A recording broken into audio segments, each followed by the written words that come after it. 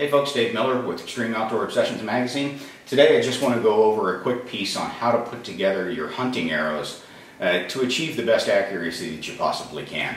I'm going to be doing another series here in a little bit on how to super tune your arrows, building them from bare shafts all the way up. But what we're going to do today is, I got a brand new bow in the other day, an Obsession Evolution. It's going to be my hunting bow for the year, and I needed some new shafts specifically for hunting. So made an order with Black Eagle. They sent me what a majority of you are going to get if you order them direct from the factory. Most of you are going to go to your local pro shop and have them set up your arrows, and that's great. They do a wonderful job. Please support your pro shops as much as you can. But if you want to take a little bit of extra time and kind of ink out the most that you can accuracy-wise out of your hunting shafts, then this is another option that you have. So when you order these, the fletched arrows from the majority of these companies, they're going to come full length and fletched with your inserts loose in there. So what you're going to need to do is cut your arrows to the length that you prefer. You're going to need to true both of the ends, and then you're going to need to install your inserts. And I use the broadhead of choice, whatever it is that you use, and I use that to help align the insert so that the blades of your broadhead are aligned with the vanes on your shaft. So just another little accuracy thing. Is it absolutely necessary? Not really, but for those of us that like to tinker, those of us that like to try and get the most that we can out of every piece of equipment, that's the way to go.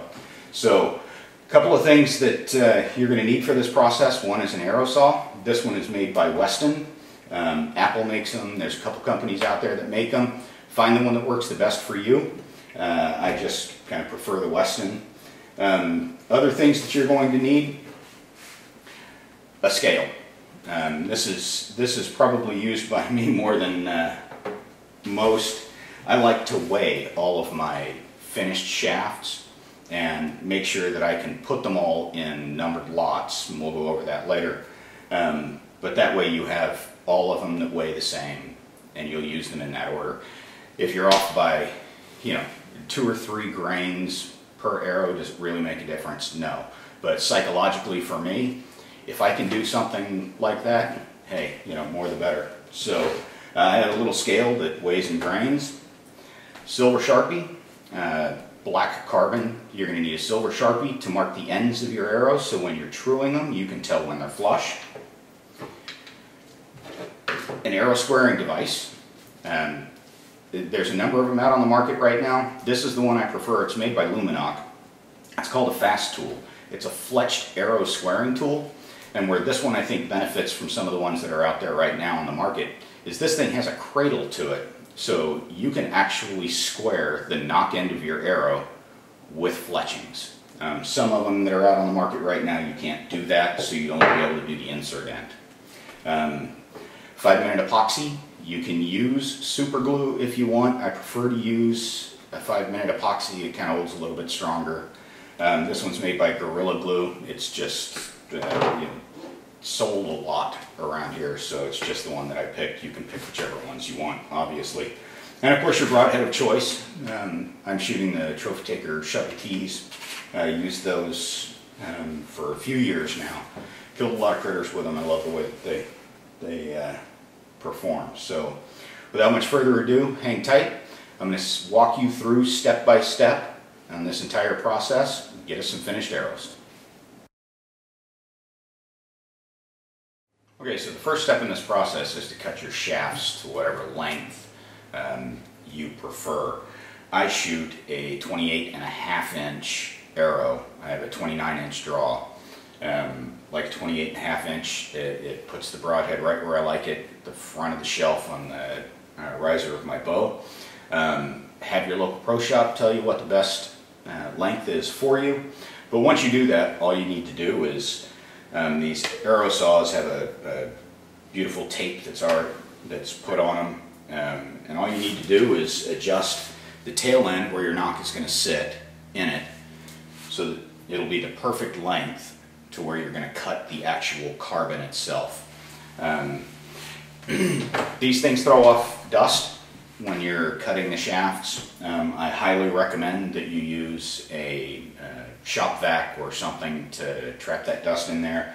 But understand they're going to make a little bit of a mess, and it is carbon dust. On top of that, this blade is moving extremely fast, so lawyers would kill me if I didn't say it. Watch your fingers and don't cut them off. So, one other thing I just wanted to cover with you real quick. When these arrows are shipped to you, hats off to Black Eagle for doing this. You know, they give you this beautiful box and they come with this, styrofoam separators in there. Guys, don't throw that away. Use it so that when you've got all of your shafts done, if you're only putting 4, 5, 6 of them in your quiver at a time, the other ones can be put in here in an orderly fashion so your vanes aren't getting smashed and they're protected and ready to go. So keep that box. What we're going to do now, we're going to go ahead and cut all of these shafts to 28.5 inches, and then we'll move on to the next process. One thing I'd like to cover with you real quick is this blade guard. Let's go ahead and unplug this before we mess around. This resting cradle right here where the blade is underneath the blade guard, this can be adjusted to different thicknesses for different weights and thicknesses of the actual arrows. So what you want to do is you want to adjust this guard so that when you cut your arrows, there's just enough of the blade sticking out that it'll go into the inner diameter of the shaft. So you don't want it so the blade's sticking out far enough that it cuts the entire shaft in one go. You want it so that it will cut the least amount of material and still cut it all the way through to the hollow part of the shaft.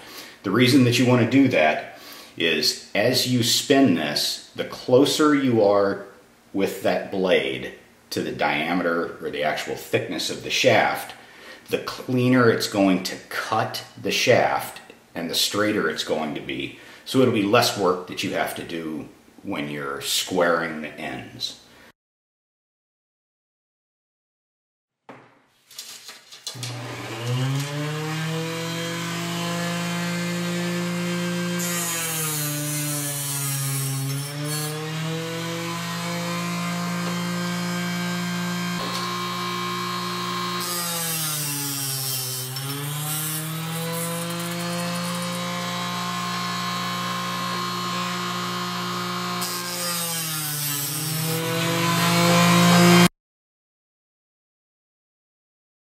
Okay, so we've got our shafts cut to the length that we want. The first thing that I do is clean out those arrow shafts. There's going to be that carbon dust in there. I just take, this is just water with a Q-tip, just to get, you can see on that how dark that is. I just take a Q-tip and get that part out. We're going to clean them again after we do the squaring on both ends, but right now just want to clean out the majority of the dust and then we'll move forward. Okay, so we've got our shafts cut and we went ahead and cleaned out the ends. We let them dry a little bit. So the next part of the process is going to involve your silver Sharpie, and what I do is we take out the nocks.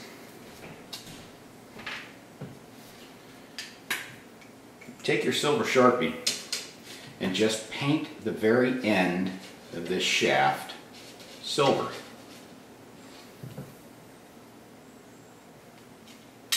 Do that on both ends. So they've got a nice even coat of that silver on there, and then once it dries, that's going to give us that's the mark we're going to be able to watch as we're truing up these ends. It's going to let us know when we get flush. Alright folks, so the next step in this process is actually squaring the ends of your arrow. Like I said, we're going to be using the Fast tool by Luminoc. It's a very easy tool to use. The cradle has notched ends that your arrow is going to sit in. And then on the end, there's just this little piece of sandpaper. and that's actually what's going to grind down the rough edges and true up both ends of your arrow. So this process is really simple. All you have to do is take your shaft and you put it in this cradle and apply even pressure and spin your arrow. Okay? I know it's kind of hard to see. We'll get this on the GoPro so you guys can see it a little bit better. All you got to do is, you know, make 5, 6, 7 turns on this thing, pull it off, and take a look. And you can see on this, hopefully, there's still a little bit of silver mark on it. And what that means is where that silver Sharpie is, we still have a high point, or sorry, we still have a low point in there. So we need to keep grinding on this until we have it completely flush. If you don't, what happens is your insert doesn't sit in there completely flush and you'll get a little bit of wobble. So that's why we're doing this. I'll just stick her back in with a little bit more. Take another look. Perfect. All black, no silver, we're good to go. So I do that on both ends, like I said. The benefit of this fast tool and the cradle, the way that it's designed, is I can true up that nock end while it's fletched. So, you know, a definite bonus if you're buying fletched shafts. And most people don't do this, very few do. And that's kind of sad because there's, you know, a heck of a good benefit to it. And again, kudos to Black Eagle. The nock end of this arrow was cut so clean, it just took a couple of spins and she's good to go.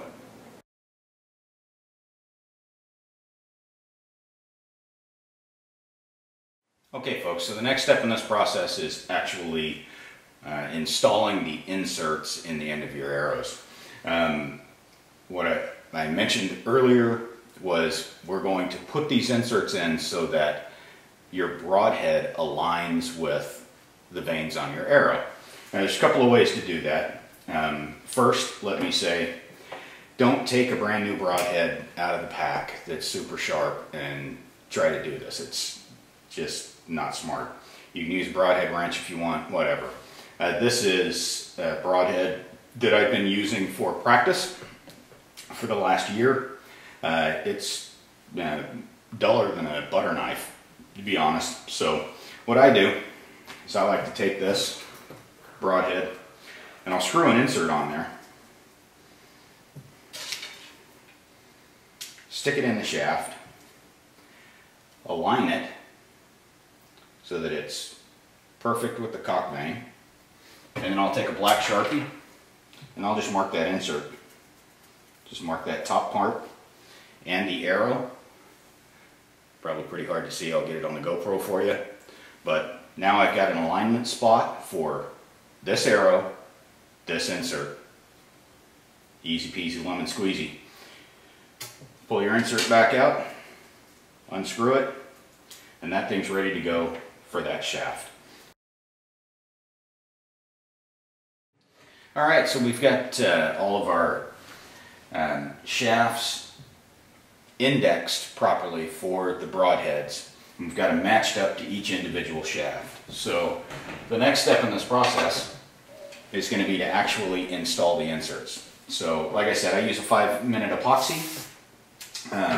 This is something that works real well. It's a 2-part thing. It squirts out. I'll show you here in a second.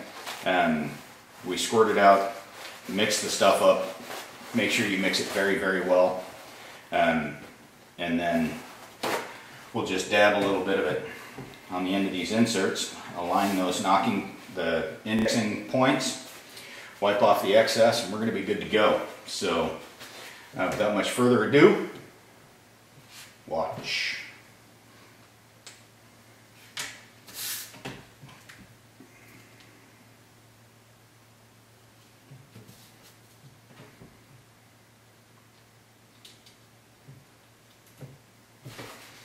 Make sure you keep yourself a roll of cheap paper towels around, because this process can be messy. So you can see I just put the 2 parts in there, Mix them up real good. Don't do this on your wife's favorite china. I'd recommend you get paper plates, paper bowl, you know, whatever. I just use junk cardboard. And any of you that have worked with Bondo before, it's kind of the same thing. Make sure that you get this really well mixed up. And then once it is, clean off your tool if you plan to save it. All right, here we go.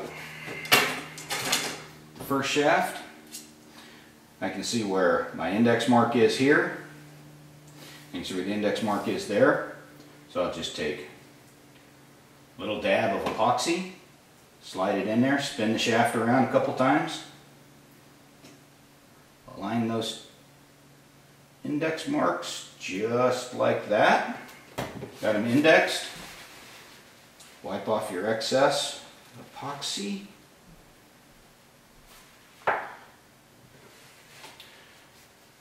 Set her aside and give her time to dry. All right, folks, so our epoxy's dried. Our inserts are in pretty solid. So the next step in this process, and actually the final step in this process, is actually truing up the face of your insert. This is where the G5's ASD tool comes in pretty handy.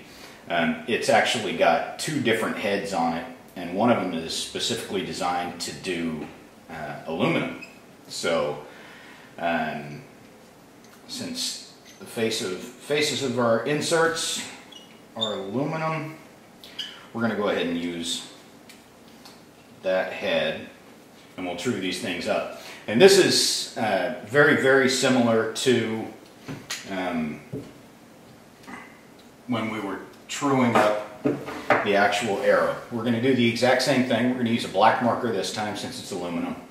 We're going to paint the face of that insert with the black marker, and then we're going to run it through the squaring device until it's flush.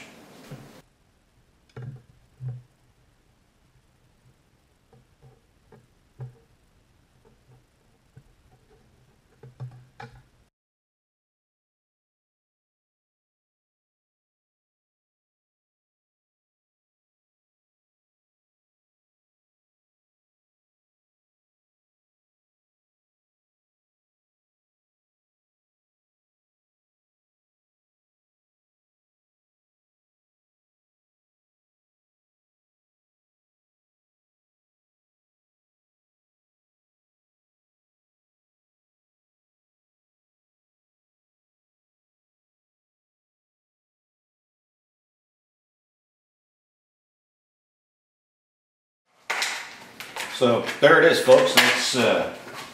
That's how I prepare my hunting arrows. If I've got fletched shafts that come from the factory, that's what I do. That's my process. Is it absolutely necessary? No, it isn't. But if you're like me and you try to ink the most accuracy you can out of your equipment and you're a tinkerer, hey, this is a heck of a good process right here. And that thing's spinning true. Blades are fairly lined up. We're good to hunt. Let's get these out and start shooting. So the last step in the process is to go out and shoot your arrows, have fun. And if you're a bow hunter, go out and make a clean, ethical kill. Thanks for tuning in, folks.